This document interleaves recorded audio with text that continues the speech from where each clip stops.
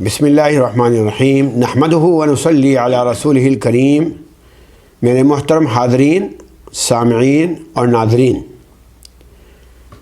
تقریباً 1 یا 2 ہفتہ بیچ میں وقفہ آ گیا تھا، اس لیے کہ کچھ ذاتی عوارض مجھ کو پیش آ گئے تھے، اور تقریباً 13 پارے سورہ ابراہیم تک میں نے صورتوں کی تلخیص یعنی سمری کر دی تھی۔ آج ہم آغاز کر رہے ہیں سورہ نحل کی سمری سے۔ سورہ نحل کے معنی عربی میں نحل کے معنی آتے ہیں مکھی کے۔ یہ سورت کا نام ہے، اور آپ کو معلوم ہے کہ اللہ تبارک و تعالیٰ نے سورتوں کے نام کا جو انداز رکھا ہے وہ بھی ایک معجزانہ ہے، جس کی بے شمار حکمتیں ہیں اور حکمتیں بتائی بھی گئی ہیں۔ اس میں بھی واقعہ ہے ایک، اس میں 6 لیکچرز ہیں، اور مقام نزول جو ہے وہ مکہ ہے، اور 128 آیات ہیں۔ زمانہ نزول جو ہے وہ 12 نبوی، یعنی 13 نبوی میں تو پھر وہ ہجرت ہی ہو گئی تھی، بالکل ہجرت کے قریب کا زمانہ ہے، 12 نبوی کا زمانہ ہے۔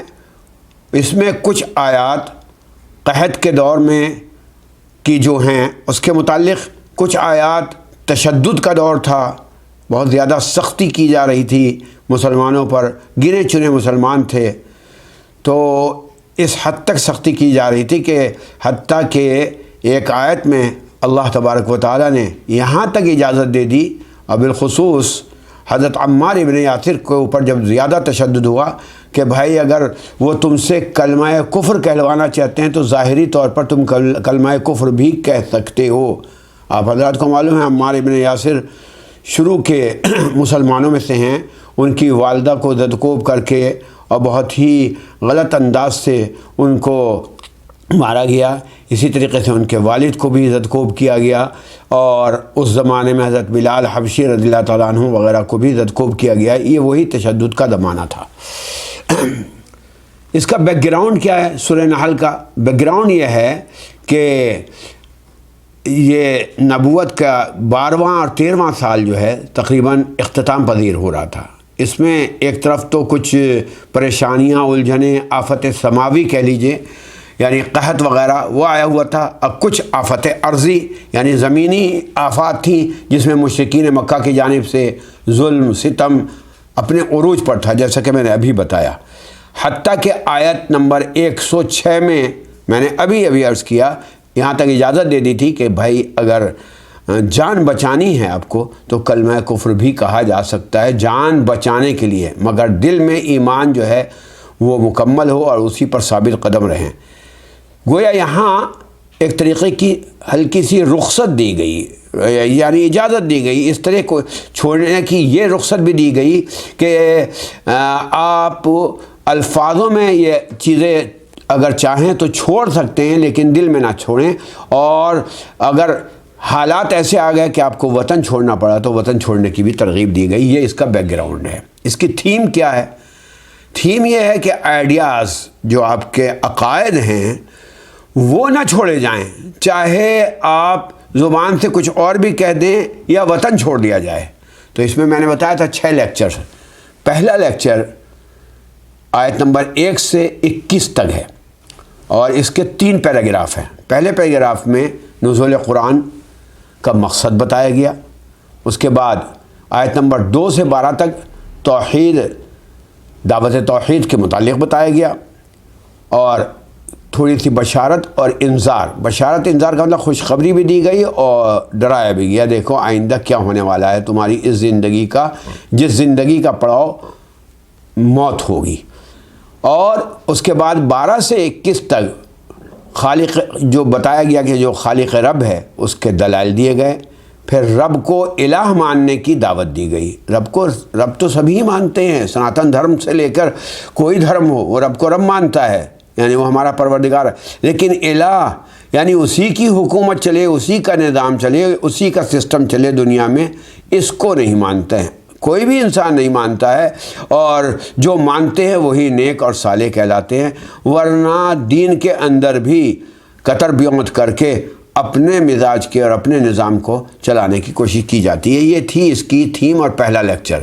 دوسرا لیکچر اس میں 4 پیراگراف ہیں۔ پہلے پیراگراف میں آیت نمبر 22 سے لے کر 34 تک قریش مکہ کے خلاف فرد جم جو ہے وہ عائد کیا گیا، یعنی ان کا جو رویہ ہے وہ اس انداز کا تھا۔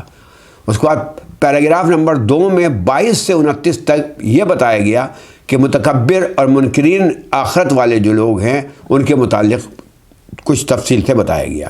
پھر پیراگراف نمبر 3 میں آیت نمبر 29 سے 32 تک متقین کے متعلق بتایا گیا کہ جو اچھے لوگ ہیں۔ اور یہ اللہ تبارک و تعالیٰ کا اس قرآن کریم میں ایک اعجاز ہے کہ جب کبھی برے لوگوں کے متعلق بتایا جاتا ہے یا اس کا انجام، تو پھر اچھے لوگوں کے متعلق بھی بتا دیا جاتا ہے اور اس کا انجام بھی بتایا جاتا ہے۔ کبھی اچھے لوگوں کا بتایا جاتا ہے تو پھر بروں کا بھی بتایا جاتا ہے، یعنی ساتھ ساتھ دونوں کو توازن کیا جاتا ہے، متوازن۔ پیراگراف نمبر 4 جو ہے اس میں آیت نمبر 32 سے 34 تک متکبرین اور منکرین آخرت کا جو انجام ہے اس کے متعلق بتایا گیا ہے۔ تفصیل میں بتا چکا ہوں، اگر کوئی واقعات آئیں گے تو اس میں تفصیل آ جائے گی۔ اس کے بعد تیسرا لیکچر ہے۔ اس تیسرے لیکچر میں 7 پیراگراف ہیں۔ آیت نمبر 35 سے 90 تک منکرین کے جو اعتراضات ہیں، جو کرٹیسزم کیا گیا ہے، تنقید کی گئی ہے، وہ تنقید بھی برائے تنقیص اس کی تردیدی دلائل دیے گئے ہیں اور وارننگ دی گئی، تنبیہ کی گئی ہے۔ یہ علمی دلائل ہیں۔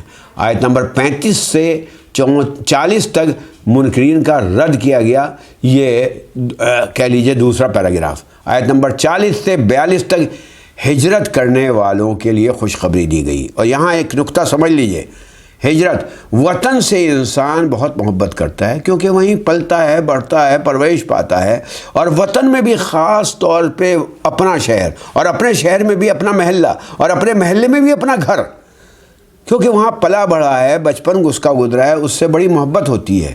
تو اس وطن کی محبت کو یعنی اتنی اہمیت نہ دینی چاہیے کہ اسلامی اصول اور اسلامی عقائد جو ہیں وہ اس کے نیچے آ جائیں، بلکہ اسلامی عقائد، اسلامیات کے معاملے میں اگر کہیں وطن چھوڑنا پڑ جائے تو وطن چھوڑ کر اس کا نام ہجرت یعنی چھوڑ دینا، ترک کر دینا، یہ دیا گیا۔ یہاں میں خاص طور سے یہ نقطہ بتا دوں کہ ہمارے بعض علماء کرام نے ایک ضعیف حدیث بلکہ موضوع حدیث، اکثر لوگوں نے موضوع حدیث کہا ہے، وہ یہ دی ہے کہ حب الوطن نصف الایمان۔ یہ بالکل موضوع حدیث ہے، ضعیف حدیث ہے۔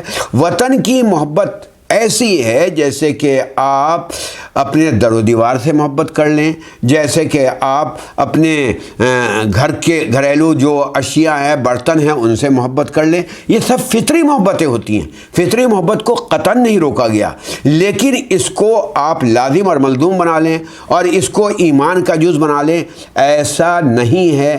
یہ تھوڑی سی غلط فہمی رہی ہے۔ تو ہجرت اسی لیے کرائی گئی۔ رسول مقبول صلی اللہ علیہ وسلم کو کعبے سے اور مکے سے محبت تھی، لیکن جب وہ فتح کر چکے، فتح مکہ کر لیا، تب دوبارہ واپس نہیں آئے، مدینے ہی میں رہے۔ بتا دیا کہ وطن اتنی اہمیت کی چیز نہیں ہے، اصل جو ہے وہ اسلامی عقائد ہے، جس کو اللہ رسول نے فرمایا ہے وہ کرنا ہے۔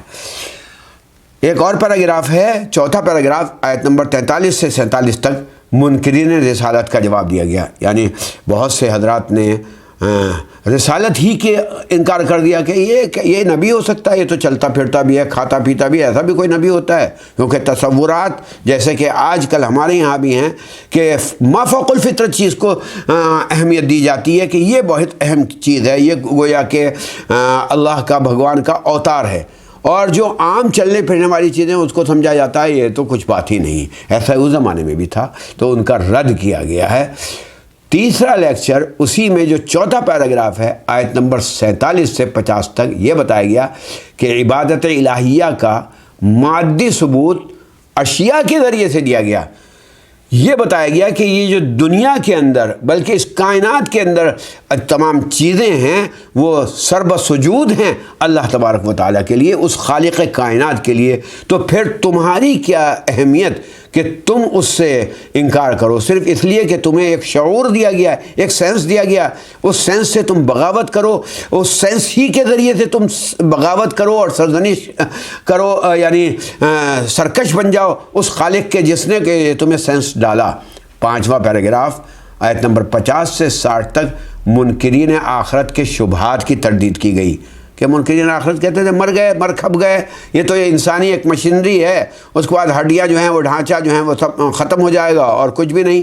تو ان شبہات کا رد کیا گیا کہ موت جو ہے ایک پلیٹ فارم ہے صرف، اور اس کے بعد یہاں سے دوسرا اسٹیشن شروع ہوتا ہے اور وہاں سے ایک ابدی سفر شروع ہوتا ہے۔ چھٹا پیراگراف، اس میں 60 سے 83 آیت تک توحید، آخرت اور ربوبیت کے دلائل دیے گئے مختلف انداز سے۔ جب آپ پڑھیں گے تو انشاءاللہ سب واضح ہو جائے گا۔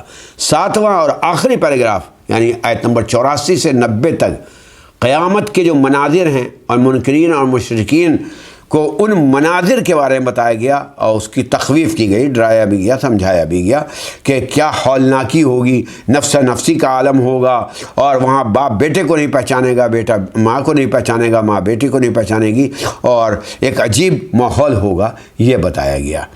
چوتھا لیکچر، 6 لیکچر ہے نا، چوتھا لیکچر آیت نمبر 90 سے لے کر 119 تک، اس کے اندر 4 پیراگراف ہیں۔ پہلے پیراگراف میں آیت نمبر 90 سے 94 تک حق اللہ اور حق العباد کے متعلق بتایا گیا کہ دیکھو اللہ کا بھی حق ادا کرو اور حق العباد یعنی بندوں کا بھی حق ادا کرو۔ مثلا آپ نے اگر قسم کھائی ہے یا کوئی عہد کیا ہے تو اس عہد کی آپ پابندی کریں۔ میں یہ عرض کر رہا تھا کہ دوسرا پیراگراف یعنی آیت نمبر 94 سے لے کر 105 تک ابلیس شیطان کے شر سے بچنے کے لیے بتایا گیا اور آداب تلاوت قرآن کریم بتایا گیا، ایٹیکیٹس بتائے گئے کہ قرآن کریم کو کس طریقے سے یعنی اللہ کے کلام کو کس طریقے سے پڑھا جائے گا۔ اللہ تبارک و تعالیٰ سے اگر کلام کرنا ہے تو قرآن پڑھا جاتا ہے، اور آپ کو کلام کرنا ہے تو آپ نماز پڑھیے۔ چوتھا لیکچر جس کے 3 پیراگراف ہیں، 106 سے 111 تک مظلوم مومنین کو تسلی دی گئی اور بتایا گیا کہ تم بہت جلد یہاں سے ایک دوسرے جیسے کہ تمہارا ذہنی نظام ہے، فزیکلی نظام بھی ہونے والا ہے، اور مکے سے تم دوسری جگہ جانے والے ہو جس کو ہجرت کہا جاتا ہے، ہجرت کی بشارت دی گئی۔ چوتھا لیکچر میں چوتھا پیراگراف جو ہے وہ 112 سے 113 ان 2 آیتوں میں یہ ہے کہ کفران نعمت کرنے والوں کے لیے ایک بہت ہی خوبصورت سی مثال دی گئی، یعنی اللہ تبارک و تعالیٰ کی تمام نعمتیں ہیں، آپ کی پیدائش، آپ کا اپنا وجود، یہ بھی ایک نعمت ہے۔ تمثیل سے بتایا گیا، وہ تمثیل انشاءاللہ اس میں تفصیل میں آ جائے گی۔ چوتھا اور 5واں لیکچر، اس کا پیراگراف 114 سے 119 تک حلال اور حرام کے احکام بتائے گئے۔ پھر 5واں لیکچر، اس میں 2 پیراگراف ہیں، 120 سے 124 تک۔ تو جو 120 سے 123 تک پیراگراف ہے، اس میں حضرت ابراہیم علیہ السلام کی سیرت، ان کی ہسٹری بتائی گئی اور اس سے وحدانیت اور توحید پر استدلال کیا گیا، دلائل دیے گئے۔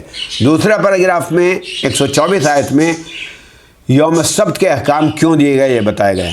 یہ میں نے سورہ بقرہ میں یوم سبت کے متعلق بتایا تھا۔ سبت کہتے ہیں سنیچر کا دن، اور یہ بنی اسرائیل کو اس دن جو ہے سنیچر کے دن ممانعت کی گئی تھی کہ یہ عبادت کا دن ہے، اس میں آپ کوئی شکار وغیرہ نہ کریں، اور لیکن ان لوگوں نے نافرمانی کی تھی، اس کے متعلق دوبارہ بتایا گیا۔ چھٹا لیکچر اور یہ آخری لیکچر ہے 125 سے 128 تک، اس میں خاص طور سے ان مومنین کو جو مظلوم تھے، مسکین تھے، صبر، تقوی، استقامت کے متعلق بتایا گیا، اور بتایا گیا کہ کسی سے گفتگو بھی کی جائے تو نہایت حکمت کے انداز سے کی جائے اور احسان کے ساتھ کیا جائے، دعوت و تبلیغ دی جائے۔ یہ اس طریقے سے سورہ نحل مکمل ہوئی۔